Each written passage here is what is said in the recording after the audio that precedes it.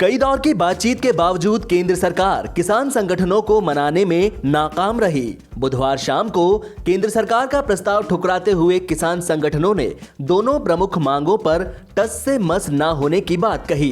कृषि क्षेत्र से जुड़े तीनों नए कानून पूरी तरह वापस हों और सरकार न्यूनतम समर्थन मूल्य की गारंटी का कानून लाए। इससे कम पर किसान संगठन मानने को तैयार नहीं है।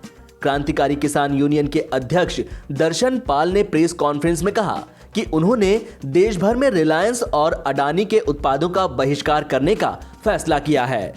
इसके अलावा रोज बीजेपी और मंत्रियों का घेराव भी किया जाएगा। किसान संगठनों ने चेतावनी दी है कि आंदोलन अब और तेज किया जाएगा। किसान नेताओं ने बताया कि 14 दिसंबर को पूरे देश में धरना प्रदर्शन की तैयारी है। दिल्ली और आसपास के राज्यों से दिल्ली चलो की हुंकार भरी जाएगी। बाकी राज्यों में अनिश्चित काल तक के लिए धरने जारी रखे जाएंगे। 12 दिसंबर तक जयपुर दिल्ली और दिल्ली आगरा हाईवे को जाम कर दिया जाएगा। किसान नेता रिलायंस जियो से खासा नाराज नजर आए। उन्होंने कहा कि जियो के सिम पोर्ट कराने के लिए अभियान चलेगा। आंदोलन से जुड़े सभी किसान रिलायंस और अडानी के सभी उत्पादों का बहिष्कार करेंगे। इसका ऐलान भी प्रेस कॉन्फ्रेंस में हुआ।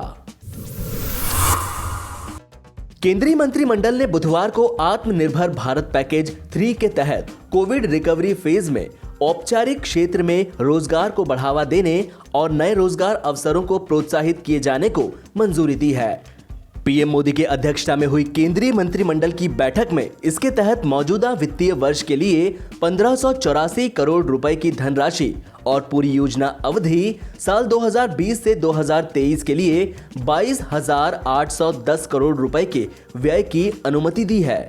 एक आधिकारिक बयान में बताया गया कि इस योजना अवधि में लगभग 58.5 लाख कर्मचारियों को लाभ मिलने की संभावना है। पश्चिम बंगाल विधानसभा चुनाव में राजनीतिक जमीन मजबूत करने के इरादे से भारतीय जनता पार्टी जी जान से जुटी हुई है। बीजेपी अध्यक्ष जेपी नड्डा ने बुधवार को कोलकाता में एक कार्यक्रम के दौरान लोगों को संबोधित किया। जेपी नड्डा ने कहा कि बंगाल में महिलाओं के साथ घरेलू अपराध, ह्यूमन ट्रैफिकिंग, रेप जैसी घटनाएं बहुत होती हैं। ममता दीदी ने क्राइम ब्यूरो को इन आंकड़ों को सामने रखने से रोक दिया। इतना ही नहीं, कोरोना के असली आंकड़े भी छिपा लिए गए। उनकी सरकार ने राजनीतिक लाभ के लिए लोगों को मुख्य धारा के मामलों में शामिल होने से रोक दिया। भारत सहित दुनिया भर के कई देशों में कोरोना वैक्सीन अपने अंतिम चरण में है।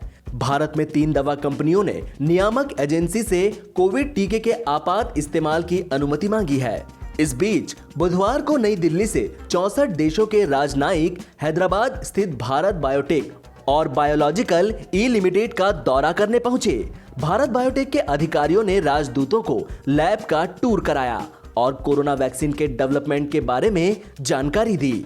भारत में 3 दवा निर्माता कंपनियां कोरोना वायरस का टीका विकसित कर रही है। इससे पहले भारत सरकार ने बीते 6 नवंबर को राजदूतों को कोविड-19 का प्रसार रोकने के लिए अपने द्वारा उठाए गए कदमों की जानकारी दी।